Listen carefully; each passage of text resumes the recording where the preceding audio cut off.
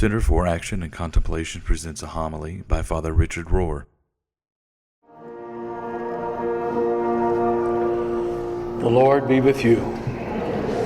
A reading from the Holy Gospel as written to us by Matthew.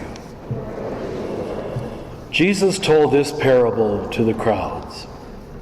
The kingdom of heaven is like a man who sowed good seed in a field. And while everyone was asleep, his enemy came and sowed weeds along with the wheat. And then he went off. When the crop grew and bore fruit, the weeds appeared along with the wheat. The slaves of the household came to him and said, "Master, did you not sow good seed in your field? Where have the weeds come from?" He answered, "An enemy has done this." And his slaves said to him, "Do you want us to go and pull them up?" And he said, "No. If you pull up the weeds, you might uproot the wheat along with it. Let them both grow together until the harvest. Then at harvest time, I will say to the harvesters, collect the weeds and tie them in bundles for burning, and gather the wheat into my barn." This is good news from the Lord. Well, this is one of my favorite Gospels, easy to preach on. But it's amazing, as wonderful as it is, how little influence it has had. Because I'd be willing to bet that almost all of you, when you were a little girl or a little boy, you were told to pull out the weeds, get rid of your faults. We really couldn't get rid of them, so you know what we did? We covered them up. And we pretended we didn't have them, and that doesn't work. This gospel is not only extremely wise, it's also very realistic, and it's very compassionate. Because all of us, somewhere in the middle of life, even right now with, it seems, problems in every part of the world and on our own borders, we're all saying, where do the weeds come from? Where does evil come from? Why are there bad people? Why do people do such stupid things? I mean, don't you ask that every day? I ask it about a dozen times every day. It's like, this world doesn't make sense. How can people be so malicious, so unkind, so uncaring, even for children on our border? It's like we don't know how to care anymore. Like we don't know how to access our own hearts, our own soul, and our own spirit. And yet, we see an absolute realism in Jesus. And he says something that I have to admit was never said to me when I was a young person. Let the weeds and the wheat both grow together. Wow. Ooh, doesn't that hurt? That's risky. I mean, I don't pretend to logically understand that. Although I know it allows me to be compassionate with myself, because I also am a field of weeds and wheat, just like you are, like everything is.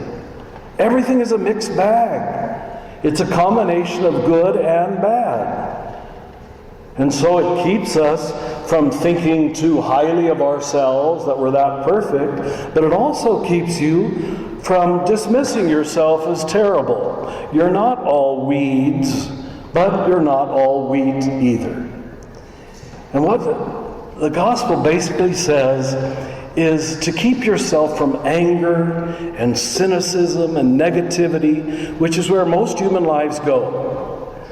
You have to learn even now to accept and forgive this mixed bag of reality in yourself and in everybody else.